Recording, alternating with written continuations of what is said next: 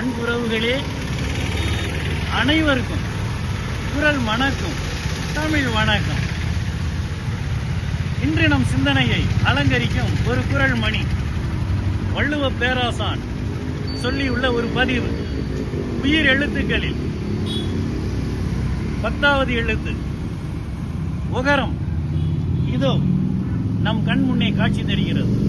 இந்த ஒகரத்தில் கோவில் தொடங்கும் ஒரு குரல் மணி. ஒல்லும் வகையான் அறவினை ஓவாதே, செல்லும் வாயெல்லாம் செயல். என்ன ஒரு அருமையான ஒரு பதிவு. அறவினை செய்வதற்கு காலம் தாழ்த்தாதே. உனக்கு சரி என்று பட்டால் நினைத்த உடனே அந்த அறப்பணியை, நற்செயலை உடனே செய்துவிடு. காலம் மிகவும் குறுகியது.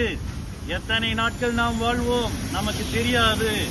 வாழும் காலகட்டத்தில் நல்வினையை, நற்செயலை, நற்பண்புகளை நாம் இயன்றவரை விதைத்து விட வேண்டும். இந்த சமூகத்திற்கு செய்துவிட வேண்டும்.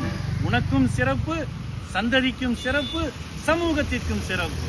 இயன்ற வழியிலெல்லாம், எப்படி முடிந்தாலும் அந்த வழியிலெல்லாம் அறவினை, அறச்செயல்களை செய்து கொண்டே இருப்பாயாக.